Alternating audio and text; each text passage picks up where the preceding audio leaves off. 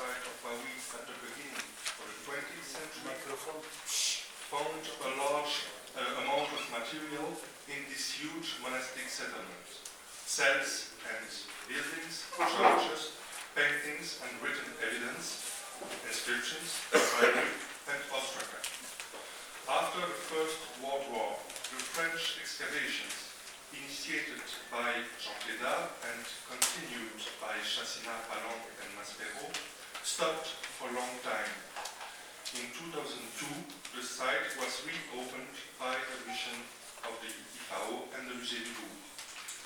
Except for the inscription, about 1,300, the written evidence found in the first campaigns was neglected. The ostraca found by Delattre were only published in 1999, and those found by Maspero were edited in 2004. The papyri found were for one part the beautiful text sent to the Ismailia Museum, whose Delattre was first director, for another part in other institutions in Egypt, and finally, for a third part, several hundred papyri, they were brought in France by Jean Delattre, who planned to publish them, but who didn't. As a result, a large number of texts found during the excavations are still unpublished. On the other hand, the site was plundered during the whole 20th century, and an incredible amount of papyri from Bawit were sold on the antiquity market. At least several hundreds, if not several thousands. Dozens of collections worldwide acquired them. Our problem now is to attribute them to the monastery, since they were sold without any indication of provenance. For now, 700 Bawit texts are published, but the number will at least double in the next 10 years. The dossier of the Bawit documentary text is very rich and also very interesting from the papyrological point of view.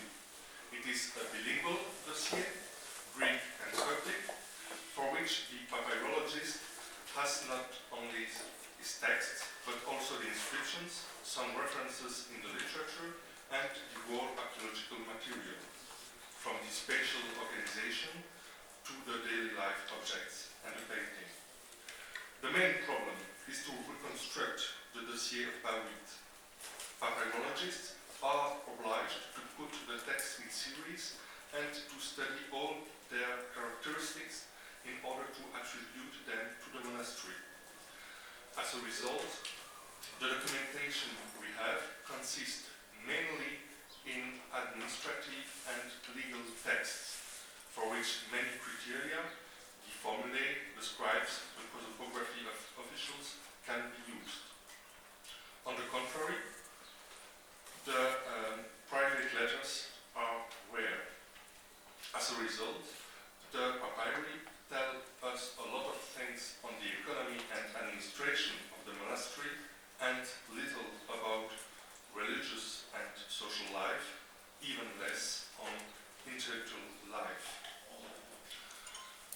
A word on social life. We know that there were not only monks in the monastery, there were laymen as well as female monks in the south of the site, and also children who lived in the Tri en Negui, the cell of the little ones. The monastery was also a place of pilgrimage, and inhabitants of the neighborhood went in for the feast. Finally, many economic relations existed between monks and laymen, as show, for example, the loan contracts in which monks lent money to farmers. About religion, the text informs us of the feast celebrated in the monastery. We have a calendar of feast with the celebration made each month, and a few mentions in letter for the most important feast, the one of Apollo, the founder of the monastery, and Phoebe. 2 loan contracts indicate that repayment should be made from agape feast in Michael.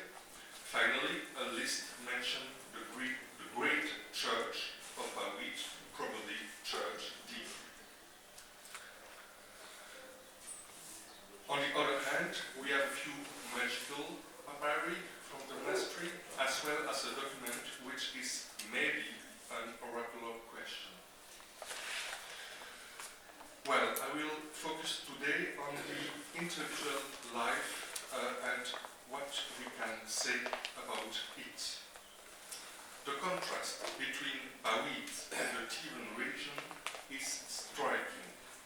There, we have many fragments of books and also many private letters asking for books. The general image is that of an intellectually rich community, reading, of course, the Bible, but also many other theological texts, as well as the Cappadocian Fathers. The catalogue of the books of the monastery of St. Elias shows that this monastery had dozens of books, biblical, historical, liturgical books, patristic works, martyrdoms, biographies, and even a medical book. What do we have in Bawit? Unfortunately, we do not have literary papyri which we can use. Jean Maspero found the remains of 2 books, but only small fragments were legible and they are still unpublished. Recently, the French mission found in the northern church some fragments, but with maximum 2 or 3 letters on each fragment. We do not have any catalogue of books. Of course, I'm speaking here of the official excavation. It is well possible that literary fragments were found during illegal excavations and then sold on the market. I will come back later on this. And as I said, we have only a few private letters and no one is mentioning a book. Of course, one can imagine that a monastery as big as Bawit would have a rich library and that the monks did not need to send letters to borrow or exchange books. But let's see the evidence. To read literary texts in Bawit, you have to look on the walls.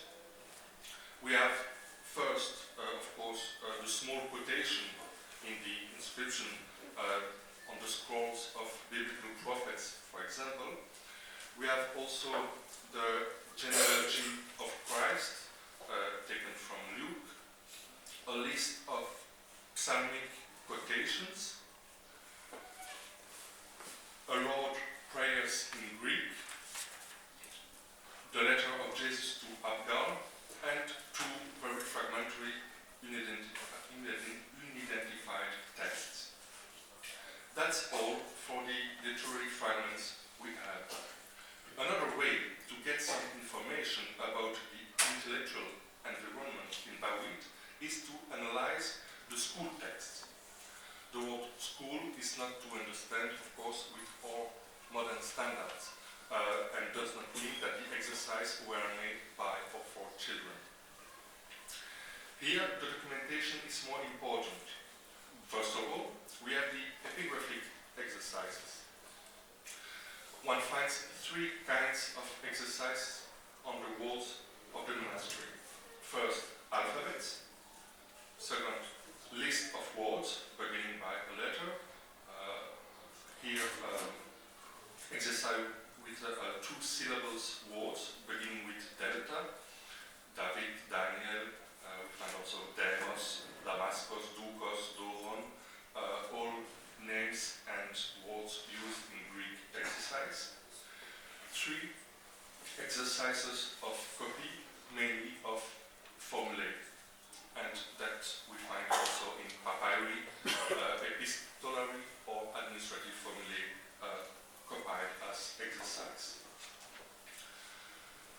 What I said for literary fragments is true for school texts.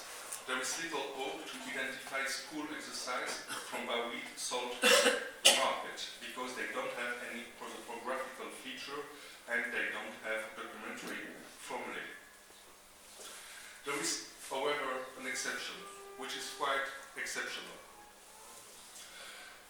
Codson 1 is a very beautiful school book acquired on the market and now kept in Princeton. The context is clearly monastic and there are some references to Middle Egypt. The colophon of the text contains an invocation to Apollo, which is the founder of Bawit. You see in the colophon asking a benediction for the Trinity, Michael, Gabriel, Mary, Adam, Eve, and then our Father, Apollo, which is the first saint mentioned. If we add all the informations, a text with monastic and Middle Egyptian features, with a colophon which includes Apollo, the saint of Bawit, and a text acquired from the antiquity market, and we know that many texts of the monastery were sold, the monastery of Bawit is clearly the best candidate for this text. In 2006, Scott Bucking made a general description of the manuscript in an article published in the Journal of Coptic Studies. Now there is a beautiful book published 2 years ago, which is oriented not to a scientific community, but to a wide public. The book does not include any edition of the text, but provides a full photographic documentation of the manuscript. So the manuscript contains the remains of an educational school book. The contents are largely inspired by the Greek educational system. At some point, some exercises were probably translated and more or less adapted from a Greek school book. It begins at page 31 with syllabaries, da, de, di, til, du, etc. Then alphabetical list of words with 2 syllables, 1 or 4. Then the alphabet with the names of the letters, a list of nomina sacra, then a long list of nonsensical words, that's on the left. Then a list of the virtues of the Holy Spirit, then the list of cities of Judas from Joshua, then a list of the peoples and kings defeated by the Hebrews, also from Joshua, and a list of the chiefs of Edom from Genesis. We find after that the whole genealogy of Christ from Luke. Note that this text was also found on a wall of the monastery. Then a citation of Romans chapter 8. Then at the end of page 148, Bucking identified this text, Tenuke, Nesner, Hobnim, and etc., as a monastic narrative. 2 pages are missing after that. And then we have page 151 with a problem with the number of the page, which is not really clear and does not look like 151. The same is true for 152. What is the monastic narrative? Finally, brothers, whatever is true, then blacken. And it should continues at page 153 here. Its leaf does not wither, and in whatever it does, it prospers. The wicked are not so, but they are like chaff which the wind drives away. This is not a monastic narrative, this is Psalm 1. In this case, Psalm 1, you see here the end. In this case, page 152 cannot be page 152, since it is definitely not the beginning of Psalm 1. We have, in fact, after Romans chapter 8, the beginning of Philippians chapter 4. Finally, brothers, whatever is true, whatever is honorable, whatever is right, etc.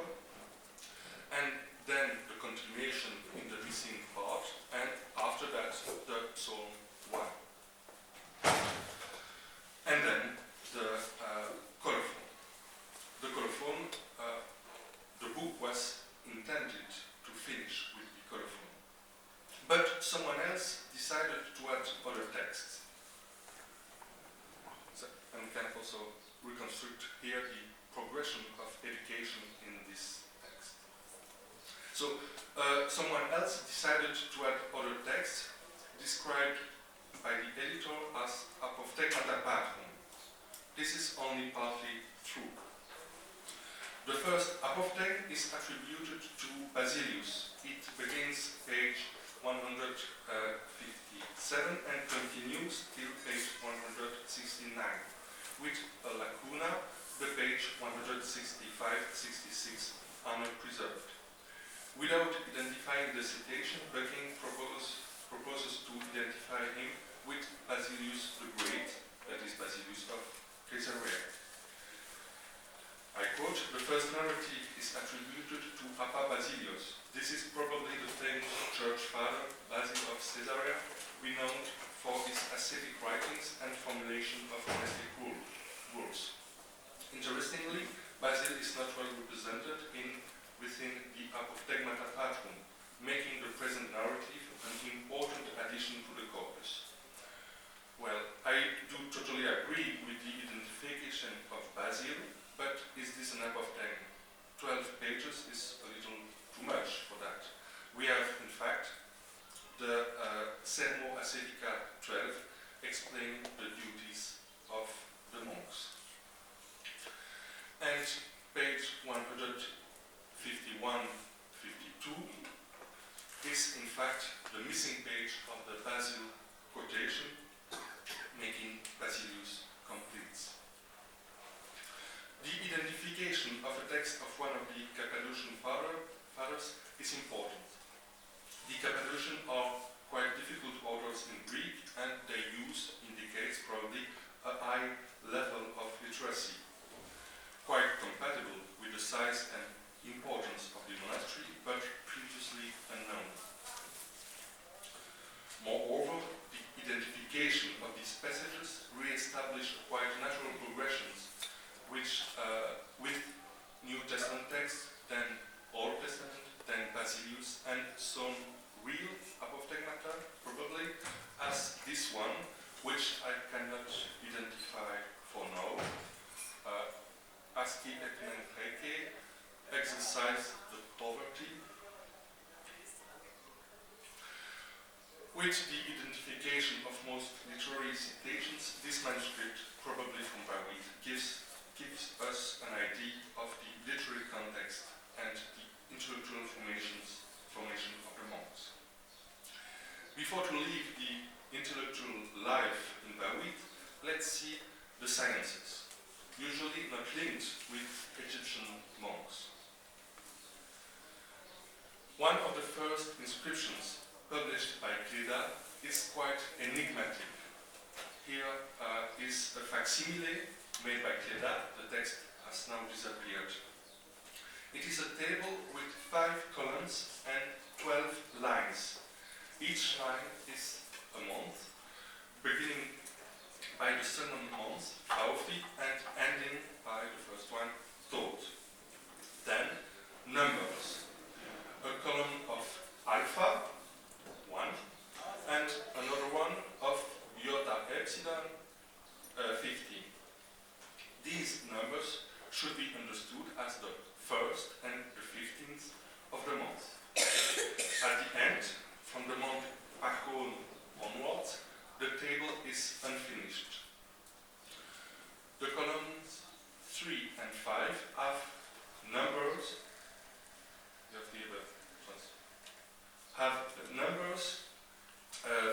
Which are increasing of 1 till the first cubi. Then the number diminish. So you can see 6, 7, 8, 9, 10, 11, 12, 11, 10, 9, 8, etc. So what do represent these numbers increasing till 27th of December and then diminishing? Well, and December is the period in which the sun is at its lowest level on the horizon. means that the shadow is then the longest. We have here a shadow table indicating the length at noon of the shadow of an instrument which has an age of 10 feet. Such tables are well known in antiquity and Middle Ages. The specificity of the Bawit shadow table is its precision.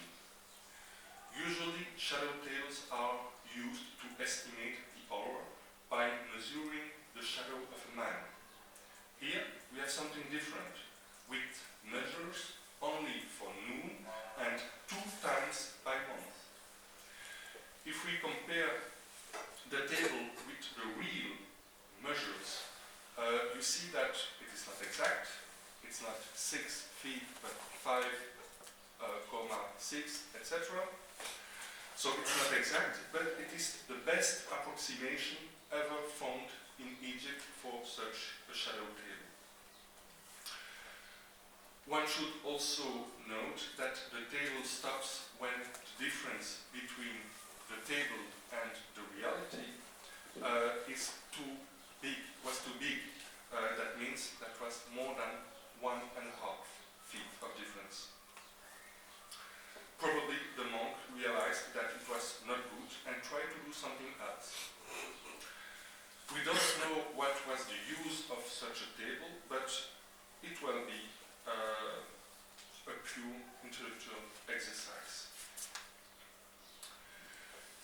In conclusion, even if scarce, the evidence for intellectual life in Bawit exists. One day, maybe, the excavations will find the remains of the library of the monastery. Now, we can only try to find in the published and unpublished material some elements. Alongside to the formulaic and prosopographical features, the museum archaeology was of great help to reconstruct the economic and administrative archives of Bawit. If one text was sold with another which comes from Bawit, there is a good chance that the first one comes also from Bawit. If we try to see which literary texts were acquired with documentary texts from Bawit, we would have a general idea of what text could come from the monastery. For example, Yale University acquired in 1964 a group of 200 papyri. It is possible to say positively that about 20 of them come from Bawit. For the rest, there is no obvious reason to reject the possibility that they come from Bawit, but we cannot prove it. There are a few literary texts in this group. For example, here, Psalms, Joel, Joshua, a Christian monastic narrative concerning Ammon, Oimen, and a woman whose name is not preserved, and scenes from a narrative of the donation of Mary. That's not much, but it's better than nothing. But could we use museum archaeology as the sole criterion for attributing a literary text to the monastery? No. We have to use first museum archaeology to constitute a possible corpus and then try to find some similarities between the selected texts. If two texts, possibly from Bawit, kept in 2 different collections, share some codicological or paleographical features, it would be an argument for the problems. That's the challenge for the future, I think. Thank you very much. We have 2 questions, please. Yes, please. Yeah, I'm amazed with what you call the colophon in page 155, which it seems to me practice for an epitaph, the same saint invoked, so the Father, the Son, the Holy Spirit, our Father so and Father so, exactly the same order as an epitaph, and we have a lot of examples like this. I don't know, and that's explained. It was an exercise, a draft for an epitaph, which was copied, and after that they added what is Yeah, but here you have only the page 55. On the other page, 56, the text continues, and it is please Pray for the Pray. scribe. pray for everyone who will read this book. Because, you know, the formulation Yeah, is yeah, not, I- it's not Van Lanskut colophon, it's I know. completely different. It's epitaph. It's formulation. epitaph-like formulation, yeah. Yes, please. Yes, thank you very much, Alain, for showing us, say, Bawit beyond the usual administrative and economical documents. I was a bit struck. You mentioned scientific. There's nothing in the field of. There's no indication for any medical texts of interest. For example, in Saqqara, where of course the documentation is also rather scarce, there is various evidence that the monks were engaged in, say, medical studies, to put it a bit. But here there is nothing. I didn't No. find any mention, but I'm sure it was the case also. But Yeah, it must have been there. Yeah. It must have been there, but yeah, it's certainly strange. Probably we're going to discover this in the future. Still, Yes. we have 90% to discover. yeah. Yeah, that's true. So, thank you very much, and we move to the next contribution of